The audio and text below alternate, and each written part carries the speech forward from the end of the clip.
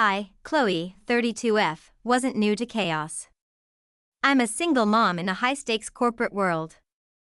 I've given presentations with spit up on my blouse, taken client calls while changing diapers, and reviewed contracts with one hand while cradling my baby in the other. But that day? That day was a different kind of pressure. Liam had been coughing through the night. Around 3 a.m., he started burning up. His little face was flushed, his eyes glossy, and his breaths came in shallow pants. I rocked him in my arms, whispering lullabies even though I was trembling inside.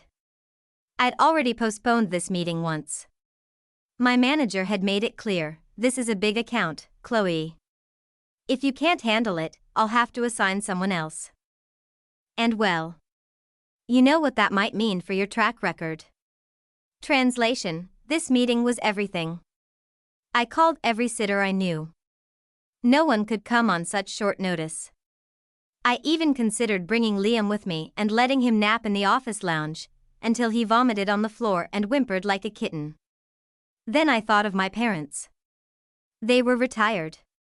10 minutes away. They always told their friends they were very involved grandparents. Surely they'd come. I dialed Mom first. It rang twice. Hi, sweetheart. Everything okay? Hey, I'm so sorry to call so early, I began, my voice tight with desperation. Liam's really sick. I think it's the flu. I have this critical meeting today, it's the one I told you about last month. Could you or Dad come stay with him for a few hours? There was a pause. Oh. We can't, honey. I blinked. What? Why not? We're watching Muffin today. You know, your sister's cat? Muffin? Yes. She's very sensitive. She doesn't do well alone, and your sister had to run a few errands. You know how high maintenance Muffin is. For a moment, I genuinely thought she was joking. You're telling me you can't watch your sick grandson for 4 hours because you're babysitting a cat? Another pause. Then came the defensive tone. Now don't make it sound ridiculous. We committed to helping your sister. You know she's been going through a lot lately. I almost laughed. You mean like her third vacation in 2 months? Or her business that you keep funding while I get told to be independent? Don't be dramatic, Chloe, Mom snapped. She needs us. And I don't? She sighed. We're doing our best. I'm sorry you're in a tough spot, but we just can't cancel on Muffin now. That was it. I felt my hand go cold around the phone. My son groaned in his sleep, his tiny fingers curling around mine. I said nothing else. I ended the call. I texted my manager, told him I couldn't make it. Watched the typing bubble disappear without a reply. Then I sat down on the floor of Liam's room and cried. Not just because I was overwhelmed or exhausted, but because that call made one thing very clear. I was alone. If I told you this was the first time I was overlooked, you might think I was being unfair. But this wasn't about a one-off phone call. That call was just the match. My family had been laying down gasoline for years. Growing up, I was the dependable one. The quiet one. The one who got straight A's without help, who cleaned up without being told, who sat in the back seat while my sister threw tantrums in the front. My sister, Amaya, was the sun around which our family orbited. Everything she wanted, she got. She wanted ballet lessons? Done. A new phone at 13? No problem. When she failed a math class, they blamed the teacher. When I won a science fair, I got a polite good job and a reminder to help Maya study next time. I got used to being background noise. It was always your sister needs more attention right now, or don't be difficult, Chloe, you know how sensitive she is. I learned that my needs were inconvenient. That being responsible meant being invisible. And despite all that, I still tried to stay close. I invited them to every birthday party Liam had. When his dad walked out on us before Liam turned 2, I hoped they'd rally around us. I showed up with gifts for Christmas, hosted them for dinners, even helped Maya move into her condo, paid half her security deposit when she couldn't come up with it. I wanted to believe that family meant something. That maybe now that I was an adult, a mother, they'd start seeing me. But that call about Muffin? That was the slap. That was them screaming, without actually saying the words, "You're not a priority.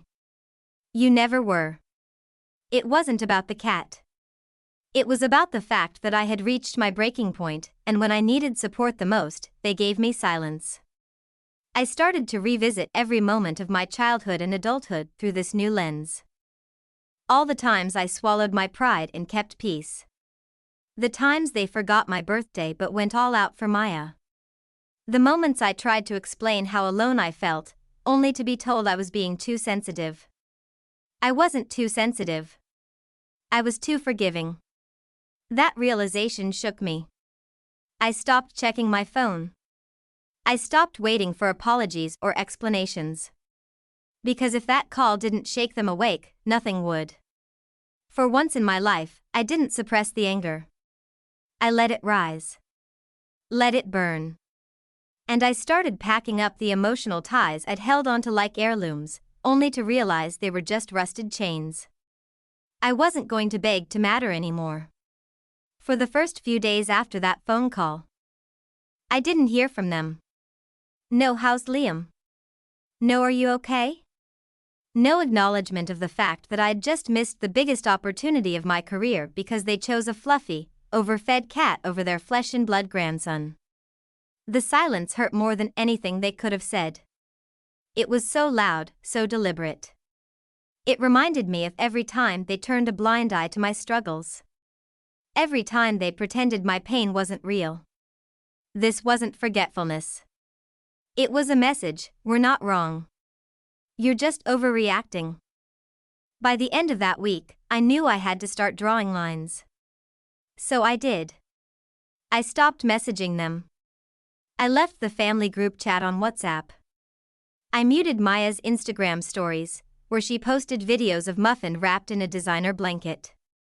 I blocked their numbers temporarily, not permanently, but just long enough to breathe without the weight of their entitlement pressing on my chest. You know what's funny? The moment you stop being available, people notice. Especially the ones who are used to treating you like a convenience store, always open, always stocked, never charging full price. On the 6th day, it began. First, a text from my dad, "Hey, haven't heard from you. Your mom's worried. Let's not make a big deal out of a misunderstanding." A misunderstanding.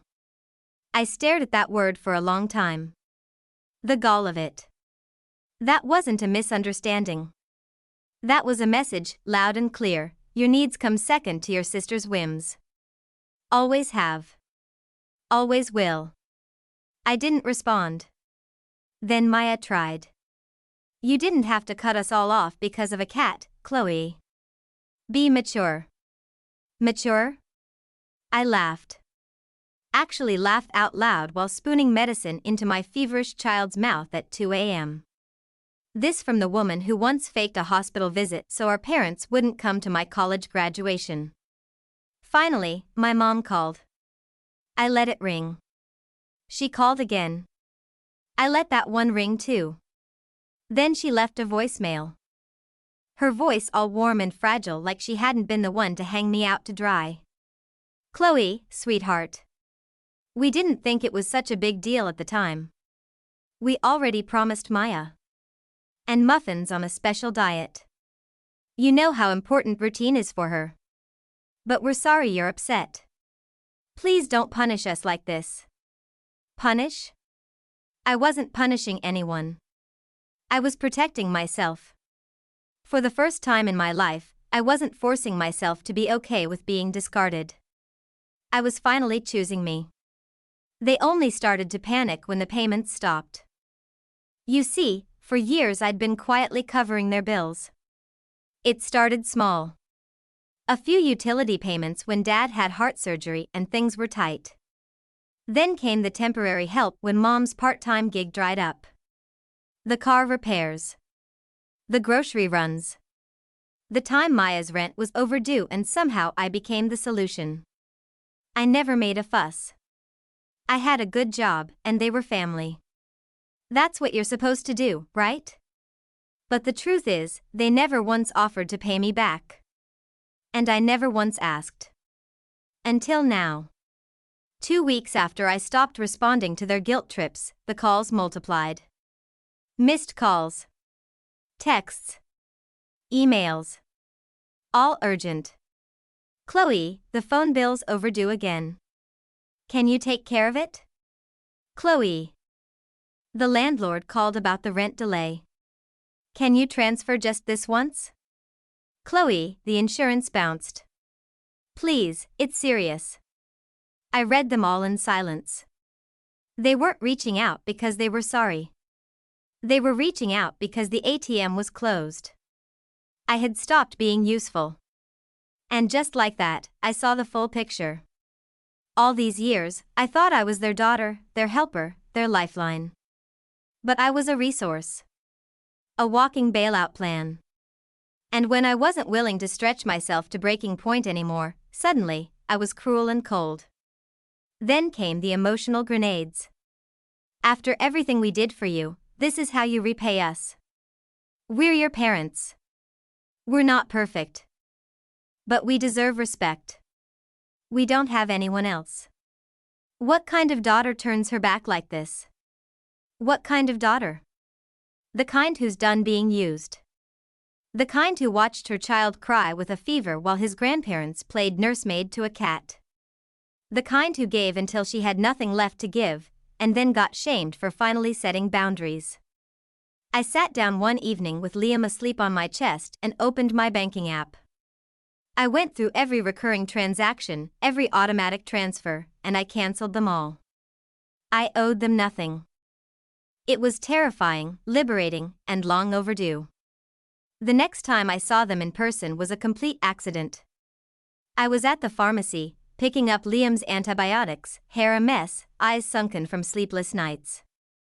As I turned into the aisle for children's fever reducers, I heard a voice I knew too well. Chloe? I looked up. There she was. My mother, standing beside Maya, who was cradling Muffin like a newborn in a designer sling. I froze. Maya looked me up and down. Her lip curled. Wow. You look tired. I said nothing. Just clutched Liam's prescription bag tighter. My mother stepped forward like she was approaching a stray dog. Slow, gentle, overly sweet. Chloe, please. Can we talk? Just a few minutes. We didn't mean to hurt you. Things just got out of hand. I stared at her. It was the first time I'd seen her in weeks. No apology. Just excuses dressed up in concerned smiles. What exactly got out of hand? I asked. Maya rolled her eyes. Oh my God, you're still on about this? It was one missed favor. We all have lives, Chloe. One missed favor? My voice cracked. You chose a cat over your own grandson. And now you're upset that the money train stopped. Mom flinched. That's not fair, no, I cut in. What's not fair is giving everything to a family who sees you as a backup plan until they need someone to blame. Maya scoffed. Wow, so now you're playing the victim? Classic. That did it. I leaned closer. I'm not the victim. I'm the one who's done pretending you people love me the way you say you do. I'm done buying affection. I'm done funding guilt. And I'm definitely done being your afterthought. Mom's voice broke. But we're family. No. Your blood, I said softly, but you stopped being my family the moment my sick child wasn't worth rearranging your plans. I walked away. They didn't follow. I wish I could say I left that pharmacy feeling triumphant, but the truth is, I cried in my car for 20 minutes. Because setting boundaries doesn't come with applause. It comes with silence. And silence hurts. But not as much as betrayal. 2 weeks later, I got the email I'd been dreading. Subject line, position update, client account lead. I already knew. My hand still shook as I opened it. Dear Chloe, thank you for your interest in the client account lead role. After much deliberation, we've decided to proceed with another candidate. This decision does not reflect on your abilities but is based on availability and reliability during client escalation periods. I didn't even finish reading it. I closed the laptop and stared blankly ahead. The room felt too quiet. Liam was napping, the light in the apartment soft and warm. And yet I felt hollow. I had worked for this. Hard. I'd sacrificed birthdays, date nights, sleep, and still, I lost it. Because I couldn't make a meeting. Because my support system chose fur over blood. And I hated myself for it. I hated that even after setting boundaries, part of me still craved their validation. That I still wished they'd call and say, we were wrong. We're sorry. But they didn't. What I got instead was another message. From my dad, this time. Saw the promotion update online. Sorry it didn't go through. Maybe now that things have slowed down, you can start helping again with the bills? I stared at the message for a long time. Then I laughed. It was bitter, exhausted laughter, the kind that sits in your chest like a stone. I couldn't tell if he was being deliberately cruel or genuinely oblivious. Either way, the message was clear. Now that I had nothing to gain, they thought I'd fall back into old patterns. That I'd come crawling, eager to trade my dignity for scraps of approval. But I didn't. I didn't reply. Instead, I held Liam close that night, brushed the hair from his forehead, and whispered the same thing over and over like a lullaby, maybe for him, maybe for me. You'll always come first. Even if no one else understands. Because yes, I'd lost the promotion. But I hadn't lost myself. And for the first time in a long time, that felt like enough. The peace didn't last, of course. They came back. Like moths to a flame. Or more accurately, leeches sensing a fresh wound. It started with a knock. A soft one. Hesitant. Too familiar. I opened the door and there they were, Mom and Dad. No warning. No heads up. Just there, on my doorstep with tight smiles and practiced sorrow. Can we come in? Dad asked. I didn't move. Why are you here? Mom stepped forward, holding a folder. We wanted to talk. Face to face. She looked older. Not fragile, but tired. Still, I wasn't moved. They sat stiffly on my couch while I stood by the door. Arms crossed. We've been struggling, Mom began, her voice shaky. Bills, rent. We didn't realize how much we depended on you until I stopped letting you? I asked flatly. She flinched. That's not what I meant. Dad cleared his throat. We're not asking you to do everything again. Just a little help. Just until we get back on our feet. I looked at them both. You chose Maya's cat over your grandson, I said, slowly. And now that you need me, suddenly you remember I exist? We didn't mean to hurt you, Mom whispered. You did, I replied. And you didn't care until the money stopped. They sat in silence. I walked over, opened the folder they'd brought, some bills, a printed bank statement. A list of due dates. A silent scream for rescue. I closed it and set it back on the table. I lost the promotion, I said. Mom looked up. We heard. We were no, I cut in. You weren't sorry.